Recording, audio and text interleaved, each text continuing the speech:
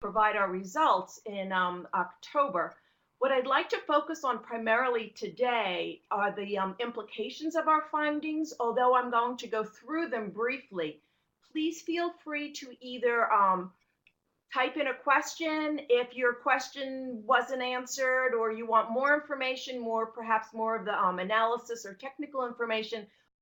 Feel free to write to me directly, and you have my email right there. So without any further ado, let's go ahead and get started. I'm just going to run through this. You have this information for whatever you might need it for in terms if you're going to be doing presentations as well. We know that reintegration can persist and cause issues to military families for months or even years. That is somewhat new information. It was always thought that that would be kind of an easy reunion. Everyone would be happy to be together, but that is not always the case. I don't want to imply that families, particularly military families, are not resilient and that they don't do quite well. But even if we're talking about a small percentage of families that are experiencing difficulty, given the numbers, it really is quite important that we focus on them. We know that there's different experiences for the service members, for the partners of service members, and for their children and adolescents. Okay, so let me talk just very briefly about some of those issues. For the service members, it's fitting back into their families. No one is the same. The partners gained independence and confidence most likely. There's just the normative development of the kids. And there's increased competence of the children that took on more roles and responsibilities. And this is typically the adolescents. Many service members talk about the difficulty of fitting back into their community. And I list some of the reasons there. Again, I see some of you are with National Guard, and the geographically dispersed families have more difficulty for a lot of the reasons that we're going to go through today. Psychological issues, you can either have the PTSD diagnosis or symptomology without a diagnosis, brain trauma, and depression. There's also financial issues that are a problem, and those are closely linked to rank. And the work issues, it depends a lot on the component in which they served. Are they Guard or reserve? Is this their full-time job in terms of being enlisted? For partners and children seem to have a lot of things in common. Loss of independence that they gain during the deployment. They suppress their own needs to meet the needs of the service member. A lot of times they lose their social support because there's networks that were formed during deployment with other deployed families, but the expectation is that everyone's going to be really great and happy once the reunion and reintegration take place. Not having expectations fulfilled, fitting that deployed member back into the home routine. We hear it from both sides. The partner spouses say they've already kind of readjusted, and that will be even more true the longer they're gone. And the service member comes back and doesn't feel there's a spot for them anymore. Rebuilding communication, rebalancing child responsibilities, getting to know their partner again, frequently worrying about the next deployment, dealing with the partner's mood changes, and this is true whether there's PTSD diagnosis and symptomology or not, and making inappropriate attributions of their partner's behavior. For children, again, much like the partner, adjusting to fit them back into the home routine, worrying, coping with the return parents' mood changes. They also worry about how parents are getting along. Becoming reacquainted with the returned parent, again, their support system may no longer be there for them because their parent has now returned home. So they don't know where they can go for support and advice. So they have these conflicting emotions about that parent's return, which causes problems for them. They speak about being proud of that military parent, but they also talk about feelings of loss, loneliness, confusion, and worry. And as we said about the partners, giving up that independence and responsibilities that they gained. I want to stress this point, and I'll be talking about this as I continue to go through the implications. We need to view the coping and adjustment of individuals within the context of their family. This is particularly true for children and youth. As we saw earlier, the kids are really watching that partner and parent relationship. The service member comes home. How are those parents doing? That really affects the children.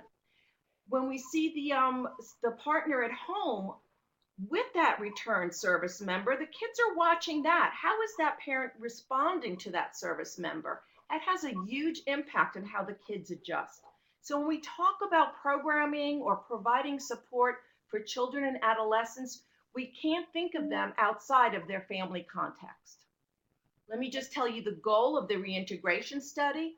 We wanted to gain a better understanding of the reintegration process so that formal supports, and by that we mean programs, services, activities, resources, can be developed and implemented so that we can help to increase individual and family resiliency and functioning.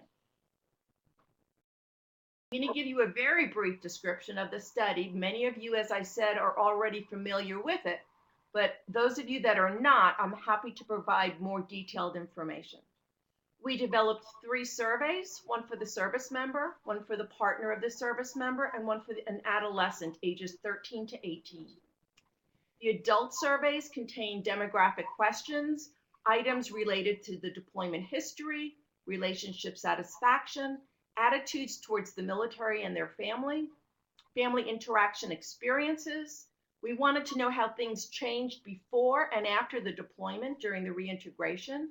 We asked them to choose one child and talk about the experience of reintegration in terms of that child.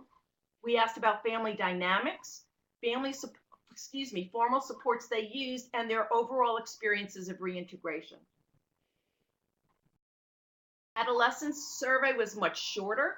We asked them some demographic questions. We asked them information about their family military experiences, asked them about their family's ability to adjust following deployment, asked about their own coping, their communication with their deployed parent,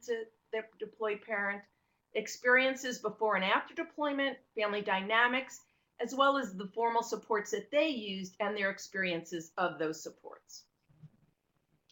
When we look at what it is that we measured, we went back to the literature and looked at what are those areas that seem important for us to have a better and more complete understanding of: child well-being, general family functioning, family communication, parental satisfaction, child behaviors, and the parent-child relationship, mental health of service member and partner, through how the service members are reintegrating. That was a scale that was more recently developed, and only the service members completed them, and also a listing of reintegration stressors. We used the same scale across the survey so that comparisons could be made.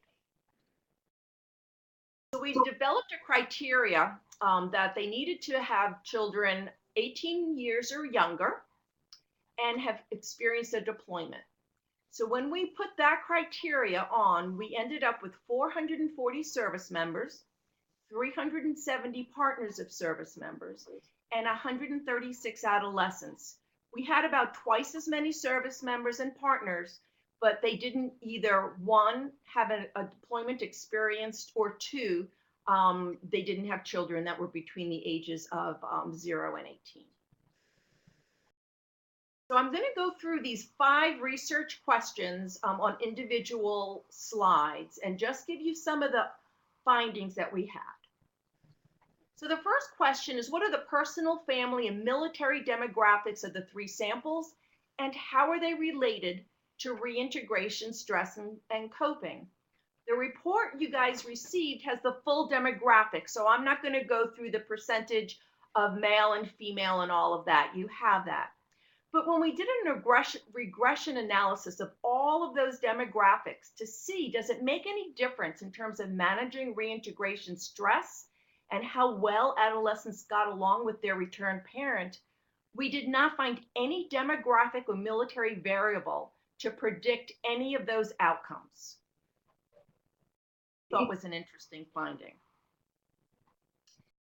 Second question was, what stressors are experienced during reintegration?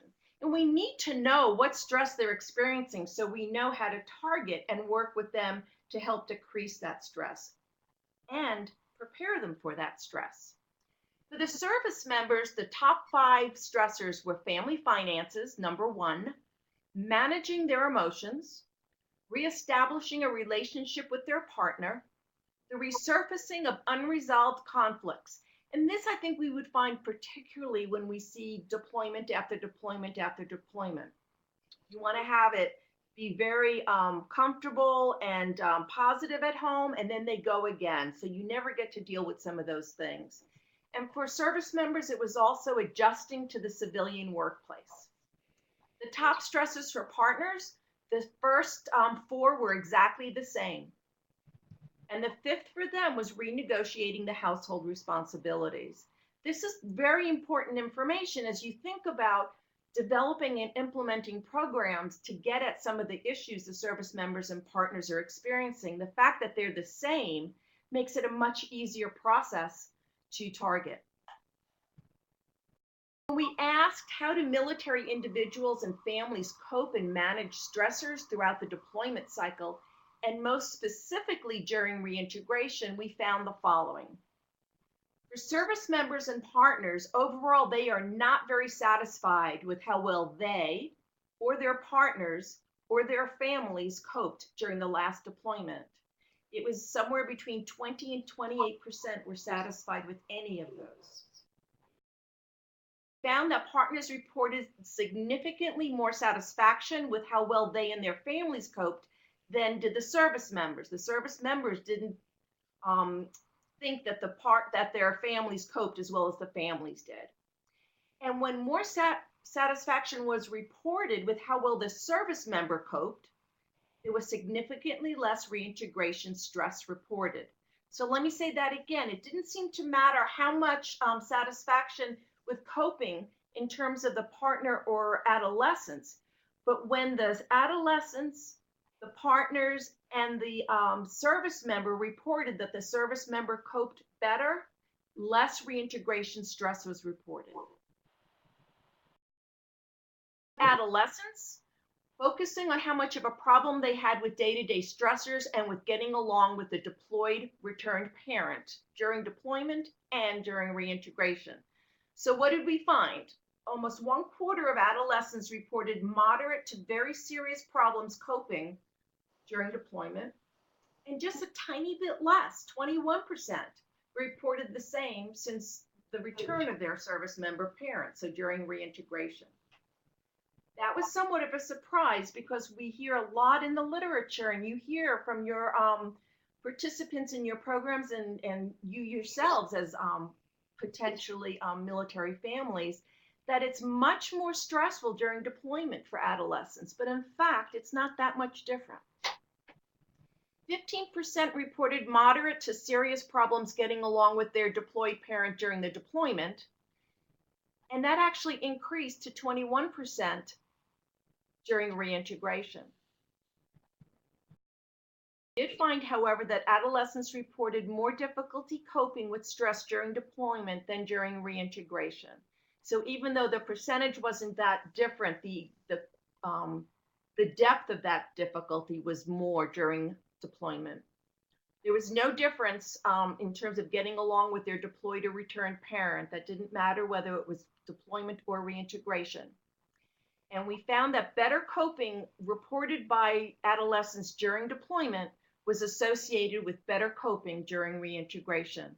Again, not really a surprise, but something that's really important to think about as we work with adolescents throughout the deployment cycle. Any questions, feel free to write them, please. So how do the following affect reintegration stress and stress management? We're going to look at these 5 different areas one at a time. Preparation and expectations. We assess that by 4 questions on the service member on the returned service members. Both they and their partners were asked how prepared the service member was to resume their partner relationship and their role of parent. We found that about 1/3 of service members felt very prepared to return to being a partner and to being a parent. That's pretty low. Partners reported higher frequencies. A little over half thought that the service members were very prepared to return to being their partner, and almost half thought that they were very prepared to return to their parenting role. So there's a disconnect there between what the partner saw and what the service members reported. When we look at expectations, we assess this by asking how their experience of reintegration matched their expectation for reintegration. Basically, was it better? Was it the same? Was it worse? Most had their expectations match their experiences, a little over half for service members and almost half for the partners. About 1/3 of both groups found that the experience was better than they expected. With this third finding, 12% of service members and 17% of partners found the experience to be worse than they expected. This is a particularly important finding because we find that when the experience was worse than they expected, they also reported higher reintegration stress. So even if the experience, they expected it to be really bad, and it was really bad, that didn't seem to affect the reintegration stress. What was the most important was having those expectations higher than the experience that they had. Found that both being prepared and having their expectations met significantly predicted that reintegration stress for both service members and partners. And those who reported service members as being less prepared for resuming their role and thought that the experience of reintegration was worse than they expected, they also reported higher reintegration stress. Right there, I'm sure many of you can come up with some of the implications of that, and we will go through that as we just get through the findings. Service members were asked about their attitudes towards their families and their own personal life during reintegration. We found that the greater negative processing of the deployment experience was associated with having greater difficulty in coping with reintegration stress. So it's not that there was more stress, it was more difficulty coping with that stress. So if they're coming home and they haven't had that opportunity to think about and to process their attitudes towards their families and what happened to them, they're going to have more difficulty coping. However, if they had the opportunity to positively process, we didn't find a difference in coping with reintegration stress. So it was more like when it became neutralized that seemed to make an impact. Adolescent attitudes were assessed through the reflection of life changes from deployment through the reintegration process. We gave them a list of common stressors and asked them if changes had occurred since reintegration. Most of the stressors were found to have stayed the same or became more positive since the parent returned from their adolescent perspective. If these areas were perceived as becoming more negative, the areas that tended to focus was family communication, their own chores, their sadness, their behavior, and their ability to concentrate. We'll get back to those. When youth perceive that the family communication, their role in the family responsibilities, and on, we can see behavior, concentration, academics, and their school behavior as worsening since their parent returned, they had significantly more difficulty coping with day-to-day stressors and significantly more reporting of not getting along with that returned parent. In addition, when they saw their chores and their sadness as having gotten worse since their service member parent returned, they were also significantly more likely to report not getting along with that returned parent. So overall, those youth who reported worsening in those both post-deployment experiences had significantly more difficulty in coping with the day-to-day problems of reintegration and had significantly more problems in their relationship with their returned parents than those who said that they stayed the same or improved. When we look at personal and family relationships, we're talking about partner relationship satisfaction, family functioning, and parental satisfaction. far as partner relationship satisfaction, partners and service members were each asked how satisfied they are with their current relationship and whether changes have occurred in their satisfaction since prior to the last deployment. Two-thirds of service members and partners reported high levels of satisfaction. One-third reported that their relationship has suffered since before the last deployment. We didn't ask them to go back before the first deployment because, as you can imagine, many of these families have experienced multiple deployments. So we just wanted them to reflect back to the last deployment. We also found that relationship satisfaction predicted reintegration stress, with, as expected, those who were more satisfied reporting less reintegration stress, which points to the need to help these families work on their couple relationship. And again, not primarily focus on the children. Family satisfaction, a little over half of the service members and partners reported high family satisfaction, and almost half of the adolescents report that as well. Most of them would have reported that same level before the last deployment. However, about a quarter of each of the three samples reported that they were more satisfied before the last deployment. However, family satisfaction was not found to be a significant predictor of parental satisfaction, family communication, family adjustment, or family functioning. But family satisfaction was connected to the satisfaction before the last deployment.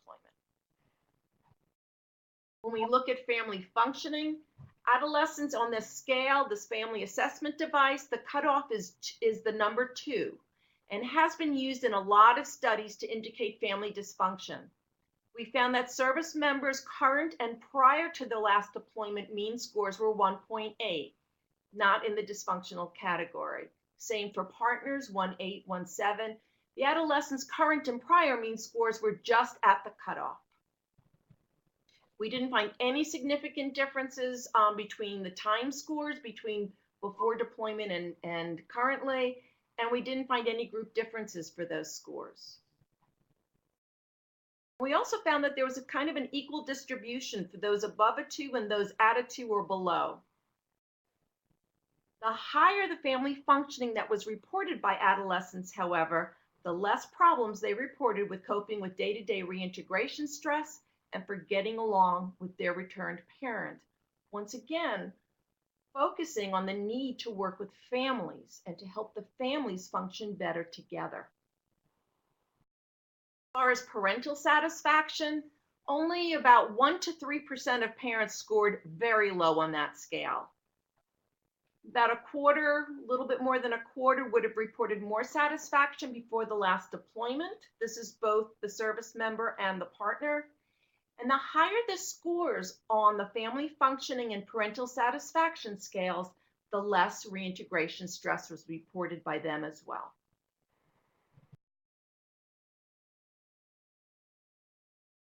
As far as physical health and emotional well-being, 15% of service members and 16% of partners reported that there was a PTSD diagnosis.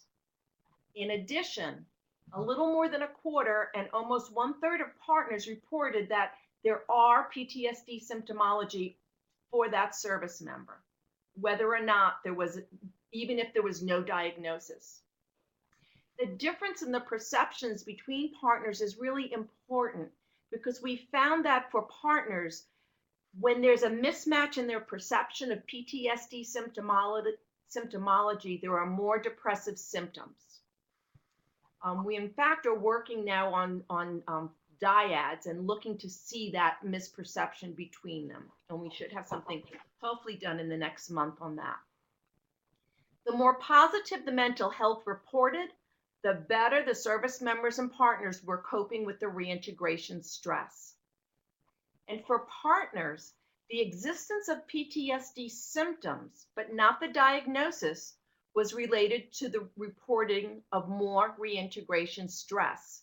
So the idea here is that if there was symptomology, but no diagnosis, these partners had more stress. There was probably less support, and they probably had more of a mismatch with the perceptions of PTSD with their service member partner. As far as child well-being, we asked parents to focus on one child between the ages of 7 and 18. And the findings from that is that service members reported significantly poorer child functioning than did the partners. The majority of both groups would have responded the same to how well that child was doing before the last deployment, but almost 1/4 of service members and almost 1/3 of partners would have rated that child as having done better before the last deployment. We also found that when parents perceived their children as better adjusted, they also reported better management of reintegration stress and vice versa. The lower the adjustment, the more stress reported. Communication is another area that's been talked a lot about in terms of affecting quality of relationships. We found that almost everybody experienced some level of communication during the last deployment, the adults. The majority reported that the deployment communication was positive. Almost 1/4 and 1/4 of partners reported an increase of communication quality following the last deployment, and 11 and 8% respectively reported an increase. 39% of adolescents reported communication had improved, and 13% reported it had worsened in quality since before the last deployment. Interesting findings, service members who reported higher quality and quantity of deployment communication reported fewer reintegration stressors. For the partners and adolescents, it made a difference with quality, but not quantity. Whether they spoke once a week or 4 times a week or every day, that didn't seem to affect reintegration stress for them. It was only how well that communication felt or was. However, for service members, it was both. In terms of current family communication, we found that the better they reported their current communication, the less reintegration stress reported by service members and partners. The better the current family communication that was reported, the better reintegration coping is, and the better adolescents report getting along with their returned parent. Family communication, as we know, is a really important skill these families need. All families need, but particularly to help these reintegrating families. Last question was, what role do formal supports, such as programming, play in the lives of military families in mediating these stressors and building their resiliency? We use the word programming here, but it's intended to be all of the formal supports, whether it's providing resources, services, activities, programming, however you want to refer to it. So we wanted to compare program users to those that did not use programs. And you see there that almost 2/3 of service members and partners reported that they or someone in their family participated in at least one program. 2/3 of the adolescents reported that they had participated in a program. Again, when we had the questions on the survey for the adolescents, we only asked them about their personal experiences. When we asked the service members and their partners, we wanted to know if anyone in the family experienced a program. When we looked at users versus non-users, the characteristics, for service members, we found some interesting statistically significant differences. We found that those who used programs served longer in the military, experienced more deployments, reported better mental health of their partner, and were more likely to expect that reintegration was easier than it was compared to non-program users. For partners, no differences were significant. Service members and partners, the program users reported more reintegration stress. So What we're seeing here is that they are utilizing formal supports when they're experiencing that reintegration stress, but you also have participants in your programs that are very highly stressed. Service members who reported use reported significantly more stress in these areas: household responsibilities, family finances, family roles, managing their emotions, and reestablishing the relationship with their children. And these are in order of how much stress was reported, how often it was reported. Partners who reported use reported significantly more stress in these two areas. One, reestablishing their relationship with their partner and worrying about how their children are going to respond to the return. No differences were found between the two groups of users and non-users among adolescents. So we wanted to know when formal supports were needed, when were they being used, and when were they desired. So there were numerous questions on that. We first wanted to know how long did it take them to readjust. About a third to almost half of the sample said they adjusted right away. 40% of partners and adolescents and 46% of service members said it took a few weeks to a few months to adjust. 17% of service members, a little more than a quarter of partners, and 8% of adolescents said they were still adjusting. I know you're probably wondering, well, how long were they back? We controlled for that and still ended up with this as a significant finding. The most stressful time, almost half of service members and a little more than half of partners said the first month. 40% of service members and 37% of partners reported between 2 and 11 months.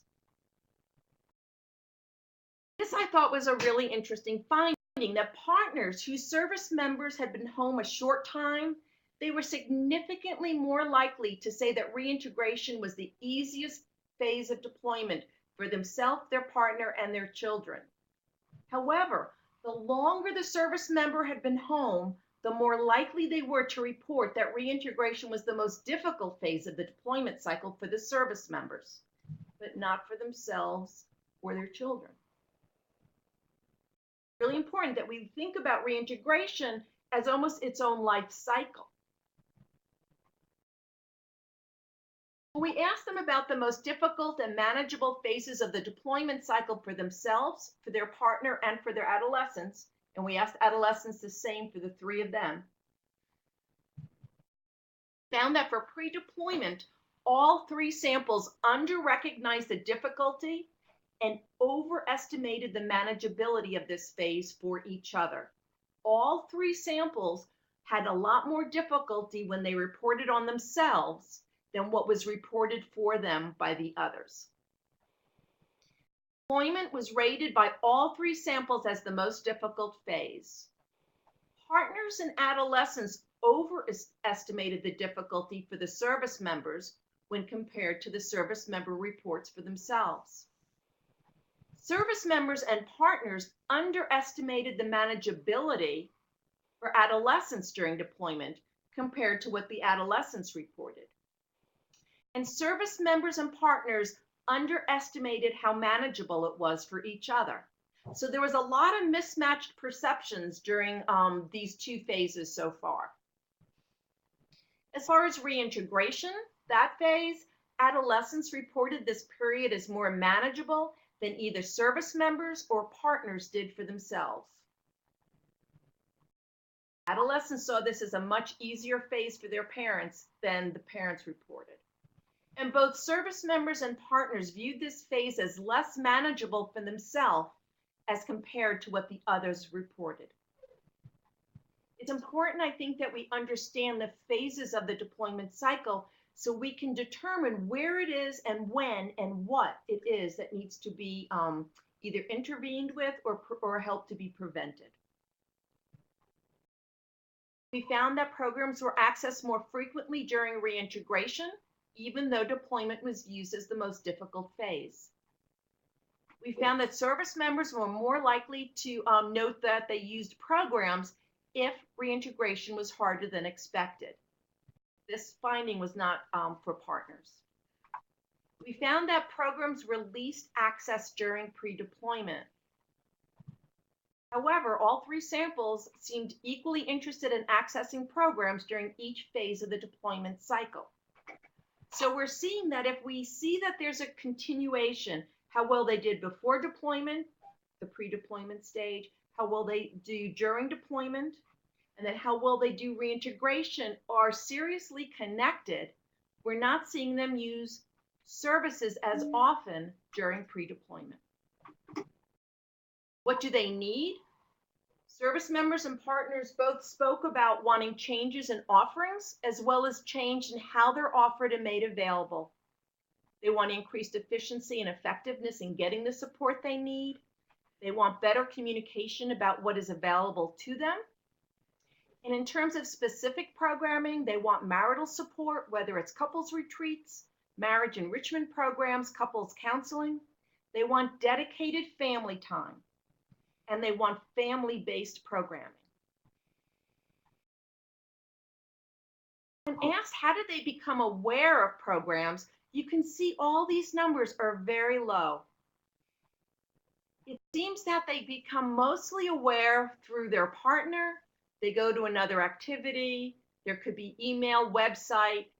Partners were mostly through email or through their partner and friends and attending another activity. So what we're seeing here is if they attend an activity and they find out about another activity, it's great that these same people are getting lots of opportunities to participate, but we're also missing a lot of people that don't know about the programming.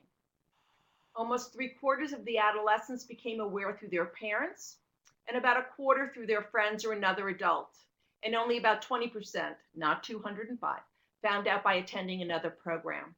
So this kind of word of mouth recruitment may result in a limited audience in terms of them experiencing multiple services, and it leaves out quite a few people as well. We wanted to know those that did not use programs, why not? Service members most frequently didn't because they just didn't feel they were necessary.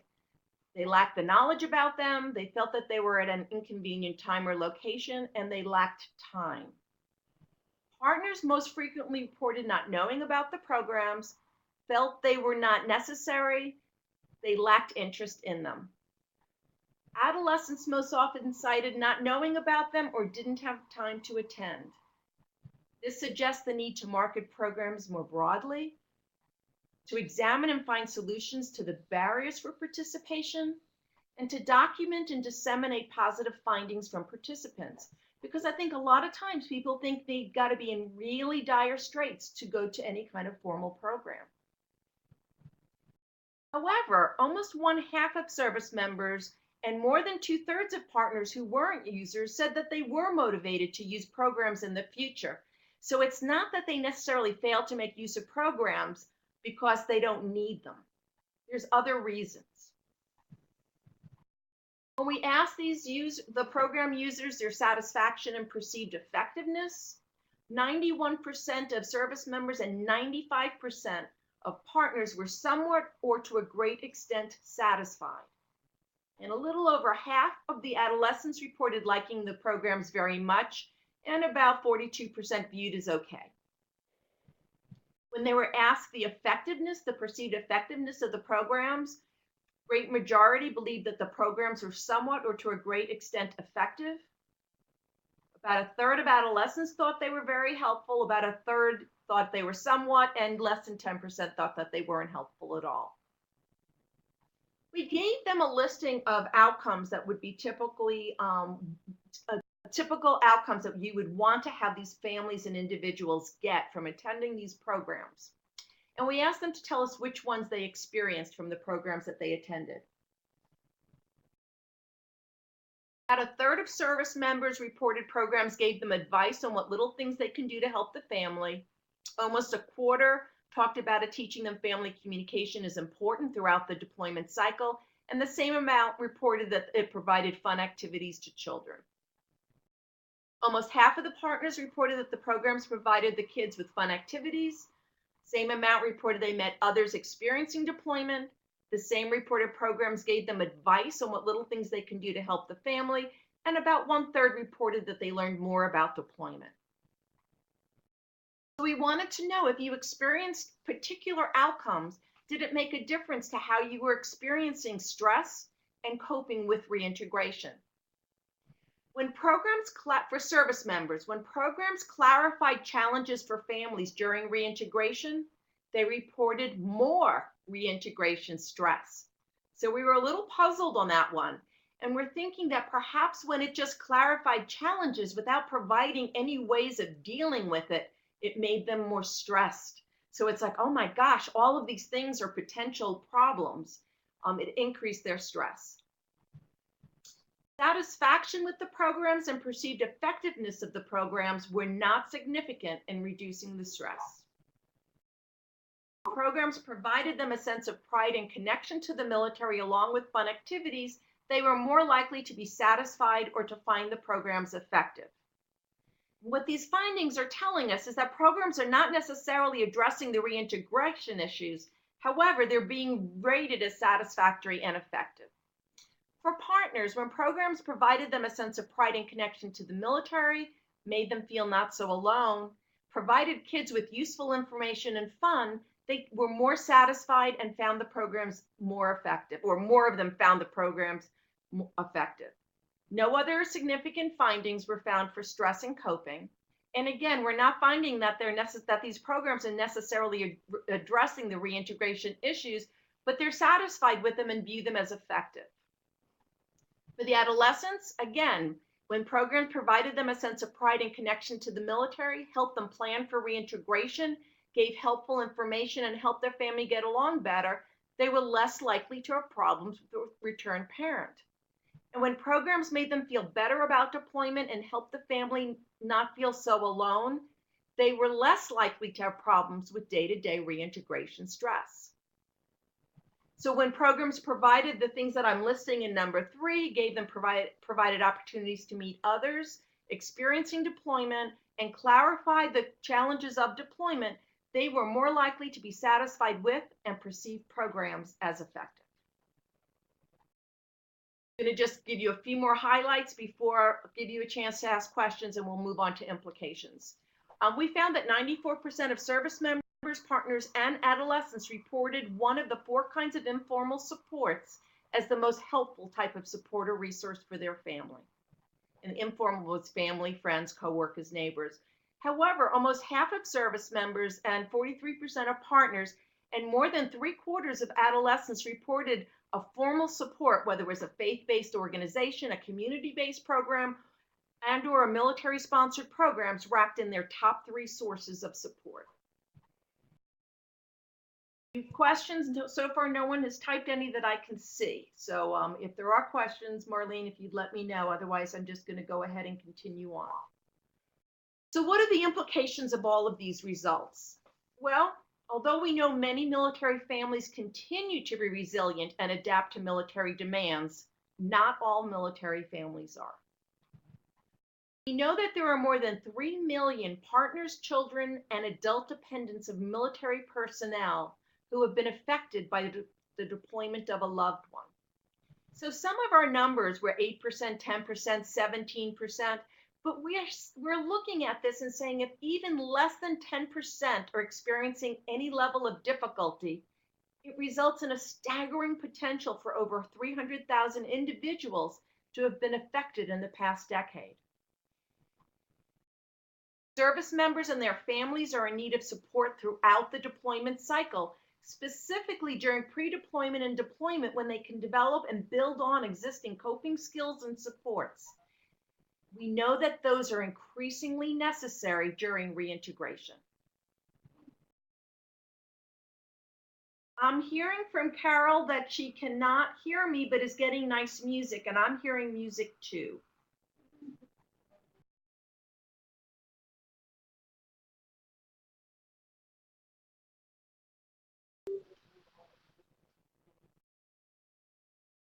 Lydia, just go ahead because I'm hearing you fine. So that might be just certain people. Okay, no problem. All right, so number 1, we need to focus on the family. To best meet the needs of children and adolescents, they have to be considered within the context of their families. I know I said it before, but I think it bears repeating several times. When I shouted? Okay. Involving the family together is a means of bolstering the family unit prior to and after deployment. Although we found that individuals found to experience reintegration challenges differently, they are embedded within families where one member's experiences impact the other member's experiences. Here's an example. Parents with lower parental satisfaction reported increased reintegration stress. Well, if you're having more integration stress, it's going to affect everyone else in your household. Effective programming must begin to address the family aspects of reintegration at all levels, beginning at the pre-deployment. Providing opportunities for couples to bond as a couple while at the same time having the families interact, engage, and learn together is one way of looking at providing effective programming. Secondly, we need to match resources and needs. We're seeing that many service members and their partners report that the service members are experiencing PTSD symptomology, whether or not they had a formal diagnosis. These symptoms were reported to interfere with the daily lives of both of them. And as I said earlier, those with symptomology but no diagnosis did not cope as well and experienced more reintegration stress than those with a diagnosis. Program professionals need to be aware that the program participants are experiencing more reintegration stress than non-users. And given that recognition, there's a need to have appropriate personnel, whether it's mental health practitioners in person or on call during the programming, to provide services or referrals as needed. Marketing. Programs and services only stand to make an impact if they garner participation. One finding of the present study was that study participants mostly didn't realize that programs were available to them or did not believe that they needed or wanted them. However, many were motivated to use them in the future. So we need to develop more effective marketing to outreach to a broader community, and this you can see is particularly important when we think about the geographically dispersed. Evaluation. Those of you that know me know I'm an evaluator, so this is something I feel is really important, but I think no one would disagree that programs need frequent and rigorous evaluation to determine if they're achieving the outcomes they need to achieve, if they're going to effectively address military family needs. We do not typically evaluate the programs we implement other than to maybe see if they were satisfied, if they liked them, if they would return again. We know those areas that need to be addressed for healthier family functioning and individual functioning during reintegration. We need to make sure that the programs we're developing and implementing are actually achieving those goals. Thus far, it doesn't appear so. Evaluation will provide information on what is or is not working, and modifications can be made. Only by having evaluation conducted and disseminated can we really make sure that we're putting effective supports in place for military families. This is critical in terms of limited resources. And by limited resources, we mean personnel and money, but also these families' time. When we look at deployment, it's a life cycle. So reintegration is a process that we now know changes over time and is experienced differently by individual family members. We need our programs to reflect those changing needs. Services and programs need to be offered to reintegrating families after 1 year beginning the process. So now we have programs, I know there's 30, 60, 90 yellow ribbon programs, and that's about it that is uniformly implemented. You may be having your own programs that you implement, and that's great. But when we're looking systemically and at this as a system, we need to be really thinking about long-term supports. Partners reported reintegration as the most manageable phase of deployment the less time that service member had been home, and the most difficult phase the longer they'd been home. This really speaks to the need for continuing supports being offered and provided throughout that first year at least.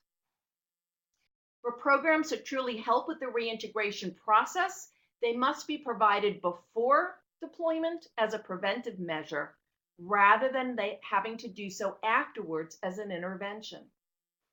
Families need to be provided clarifying information about the ambiguous reintegration process so they can better prepare and have more realistic expectations. Families did better when they had more reasonable expectations. We need to help service members develop positive attitudes towards reintegrating because we found that when service members had more positive attitudes towards themselves and their families in terms of the reintegration process, they reported less reintegration stress. As we tailor programs, we need to continually recognize that service members, partners, and adolescents have different perspectives at different times, so we cannot assume that they are all on the same page at the same time. We need to recognize that service members that have less military experiences and partners with more military experience report more reintegration stress. Again, we need to be really mindful of who needs to learn what and how they can learn it together. Programs should include information on the areas that appear to cause the most individual and family stress during reintegration. Potential solutions need to be explored so that families can be prepared for and enter into negotiations in positive, healthy ways. Specific areas that need to be included: negotiating household responsibilities, negotiating family roles, dealing with family finances, learning how to manage emotions, and how to reestablish their relationships, couple relationships, and parent-child relationships. We know that effective communication is a critical element for healthier reintegration. It needs to be taught at all phases of deployment and not just taught in individual groups. Extension in particular is so good at having that really experiential kind of learning with families together. They want to be together. High quality communication during deployment was associated with less reintegration stress for all three groups. The lower the quality of communication during the deployment, the more difficulty during reintegration. So it's very important that we help families build good communication skills before and during deployment. And having healthy communication skills will help these families navigate the reintegration process with a lot less stress. When we look at referrals and other services, we know that programs are a great place to help participants learn about other services and resources. So we need to make sure all of that is front and center so that people that have used them can talk about the benefits, so that even if they think, oh, well, I don't need that, others can talk about their own experience of it, because we tend to, pay attention more to our peers in many ways than to professionals or paraprofessionals. We need to listen to what families want and bring in a wider range of services to address those needs. Couple reunion weekends, fun and cheap activities for the family to do together. We found that the ratings of satisfaction and perceived program effectiveness was not found to be related to the critical outcomes of feeling more prepared for or developing realistic expectations for reintegration. Programs may not be effectively addressing the key factors for to develop healthy families. And participants were most satisfied if they viewed the programs as having increased their sense of pride and connection to the military. This finding can be used as a potential marketing strategy. That was true for all three groups. When we think about youth program and what components are important for youth programs, the study found that programs that met the following 8 outcomes were considered by youth to be the most helpful, help them to get along better with their returned parent, and/or help them cope better with day-to-day reintegration stress. As stated, programs are activities that increase their sense of military pride and connection to the military. Having fun. But we know it can't just be fun. But fun is really important for these kids. They need to have some distraction, and they need to not just be part of a military family and part of the deployment. They need to be kids. When they received information they found helpful on deployment and reintegration, when they experienced opportunities to meet others experiencing deployment and reintegration, when opportunities to help the family get along better were presented, when programs help them feel better about deployment, help them and their families not feel so alone, and help them plan for reintegration, they did better in those three areas. In addition, when youth perceived these areas of having worsened, they reported more stress and difficulty in getting along with that returned parent. Families need to make sure that these areas do not worsen for adolescents as they negotiate the family roles and responsibilities, and I listed the 8 there. If kids are feeling that these areas stay the same or get better, they do much better than when between deployment and reintegration they feel that there's a worsening. We know that programming can be implemented in a variety of ways to achieve these goals. Behavioral and concentration issues could be addressed through school-affiliated programs. We found that youth who reported decreased academic performance during reintegration also struggled with their family relationships and with their own coping. So by combining a focus on family roles, responsibility, and communication, this suggests a systemic approach to programming where parents and youth are all included in those planned activities. So I went ahead and did just a couple of slides to list them out. What should these programs include? Dealing with unresolved conflicts, family finances, fun, interactive activities, helping them feel not so alone, family communication and individual healthy communication, increasing their sense of military pride and connection to the military, managing emotions, and negotiating family roles. 8 more. Opportunities to meet others experiencing deployment and reintegration. Opportunities for the family to get along better. Planning for and expectations of stages of deployment, specifically reintegration. Again, if you remember the finding, if they thought reintegration was going to be really hard and it was hard, that was okay. They did much better than those that didn't know it was going to be quite as hard as it ended up being. So we need to make sure that their expectations are realistic. We need to provide couple time for them to reestablish their relationship. We need to provide family time for the family to reconnect, interact, learn, and enjoy each other as a family again. This is part of reestablishing the relationships. We know renegotiating responsibilities is an important piece here. These programs need to help them find ways to feel better about the deployment and help them plan for the reintegration. I'm going to move into conclusions, and then as you know, the report is 100 pages. So what I tried to do here was really pull out what I thought were the most critical pieces. But if you have interest in more specifics, it's in that report, and I'm also happy to respond. So in conclusion, while military families are highly resistant in the face of adversity, they are not limitless. Strategically planned infrastructures to support military families must be developed and implemented based on their key needs. We need to know that the programs and services that are developed and implemented are achieving the outcomes that these families need. Programming to address reintegration issues need to be systemic, ongoing, and accessible. Families who have the opportunity to learn and grow from their deployment experiences, renegotiate their family dynamics in healthy ways, and affirm those relationships will cope better with reintegration. We know that programming can support these families by providing education, skill building, and services throughout the deployment cycle in an environment that's comfortable, supportive, and at times simply diversionary. And that's particularly true for these adolescents.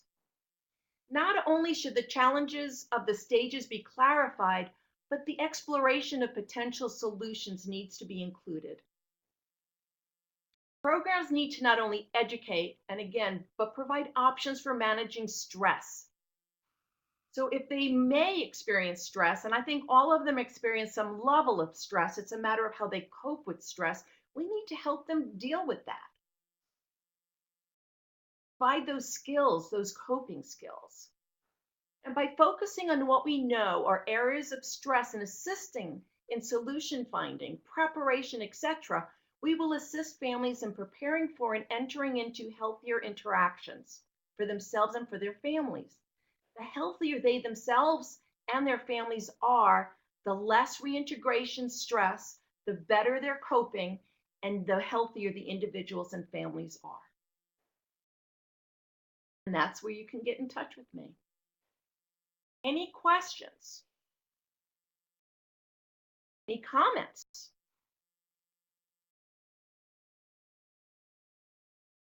Question was, were there any findings that varied between different military components? If so, what were all the findings consistent throughout the individual militaries? There were not. Now, part of that is that we had a very high number of National Guard Army. But when we controlled for that, we found none of the demographics of the military made a difference in terms of those outcomes, which I was surprised about. They're typing, so let's give them a chance.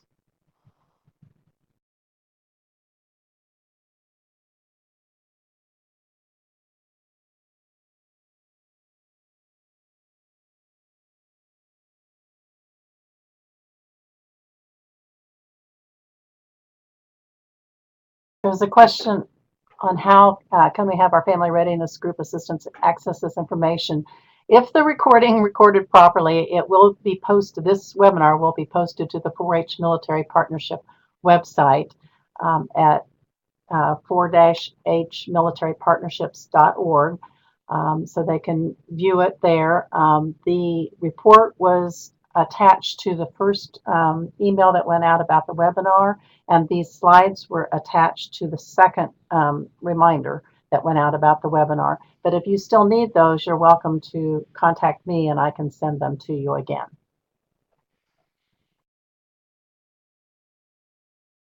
Okay, this is what I've been asking for when it comes to Yellow Ribbon. Yes, and you know what's interesting is that many of the surveys were collected at Yellow Ribbon events because we couldn't get enough surveys collected through the OMK initiative. So it was surprising to me that we still had so low numbers, that it was only 2/3, since those are mandatory programs. But we saw a lot of Yellow Ribbon programs and interacted with a lot of the families, and there was a lot of feedback on the Yellow Ribbon programs. I would love to, talk with somebody that's involved with that, in terms of how this information can be utilized most effectively for that.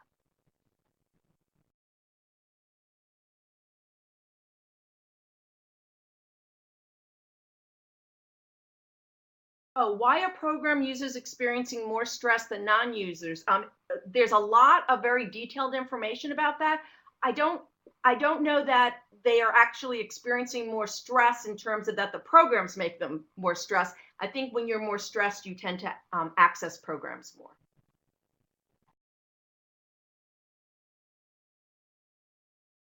I also would love Yellow Ribbon to go longer, 30, 60, 90, 6 months, 9 months, 12 months. When I did some site visits about a year or so ago, a lot of the service members I spoke to said that they felt so divided when they came home because they wanted to spend time with their spouse or partner. They wanted to spend time with their kids. They wanted to spend time together as a family. They wanted to spend time on their own, just kind of acclimating. So there's a lot of demands going on, and how do we best meet their needs in terms of their time as an important resource? And I think some of this is a good way of thinking about that. It's a lot of agreement on keeping the parents and kids together, and more people are typing.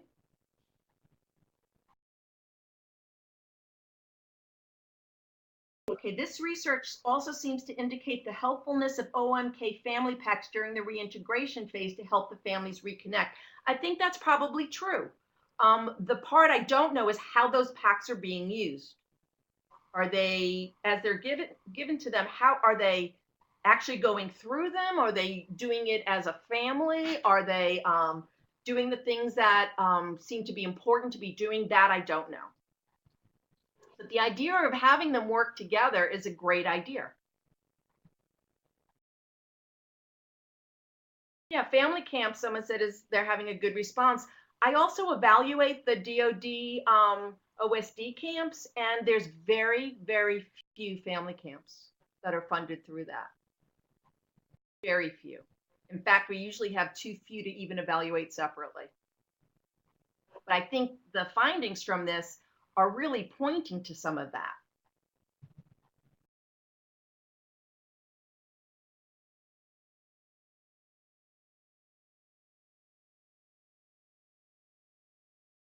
Right. I know that there's lots of different funding sources, but when you look and see all the different programs that are offered, which we've done state by state, family family camps or family programs are much less than when we see and programs for partners about finances or kids to develop a better communication skills.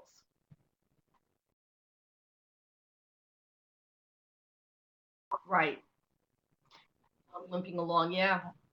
And from Nevada, they're saying that it gets them away from their family. That's great. I was at one camp, not a camp, a program that was offered in the Northwest, and it was a camping thing. So none of the females came. It was just the service members and their families, and that was great. Both the kids and that service member that had returned really loved their time together. And I have a guess that maybe that partner also enjoyed having a little downtime as well.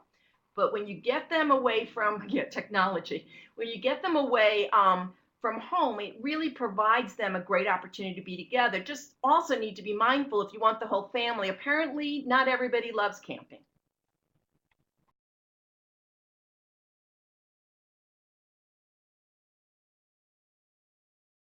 People are saying the idea of getting together, getting away from everything, including technology, really does provide an opportunity for them to connect, and it's so true.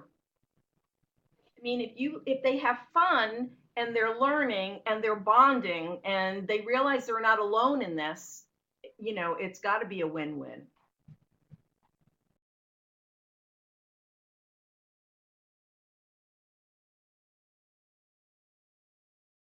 So I'm just kind of looking to see if there's any other questions or comments. I am available. Feel free to email me. I'm a email checker. Anything you need clarified or anything you think would be useful, I'm more than happy to provide.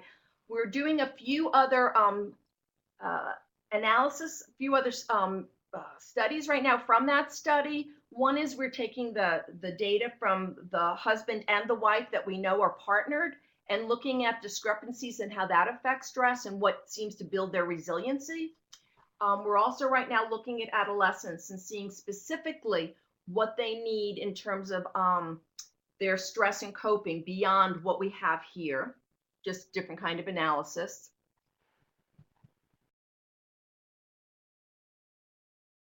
And we'll be doing the same for the adults as well.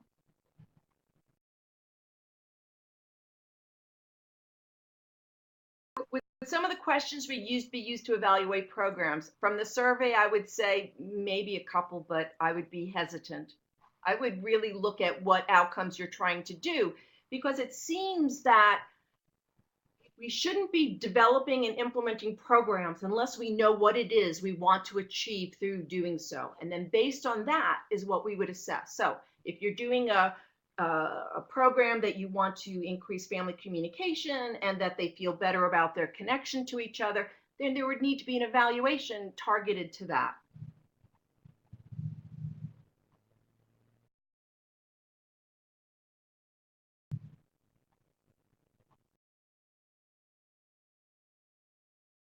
So I would be hesitant. You don't want to just sort of cherry pick a question here and there. I mean, as a system, if we could have an evaluation for certain outcomes, if we know there's 8 outcomes we want to achieve, and we have, surveys that you can kind of pick and choose those different scales, that's really the best way to do it. I'd be once we get our other manuscripts written up, we will hopefully get those posted on the various websites, and you're welcome to just send me a note as well, and I'll try to remember to send it to you then. Lydia, I might remind everyone too that the report is on the 4-H Military Partnerships website now. It's on the front page, so you can download it from there. So that's an easy place to access it. And if the recording went okay, I will also post that on the 4-H Military Partnerships site. That will be under the tag professional development, and then there's a recorded webinars there. So that's where that will go. Great. And if it didn't record, I guess we'll be doing this again. Right. Bunch of people are typing. Very much, Lydia, for doing this today. We really appreciate your time and your effort in putting together this PowerPoint for us and answering the questions. So I think people know that they can still contact you if they have further questions. Absolutely. I mean, I feel really passionate about this, and I feel that the study is providing information that we don't have from a good number of people that gives us a good sense of generalizing the findings. So please just let me know if there's anything I can provide. And I'm more than happy to have done this and happy to do whatever else to get this information out, and hopefully having, programs developed that are really going to address these areas and evaluate it to make sure they do. Okay, thank you very much. And someone asked about CEUs, and no, we didn't. We don't have CEUs available for this webinar. So thank you very much, and have a great rest of the day. Thank you all.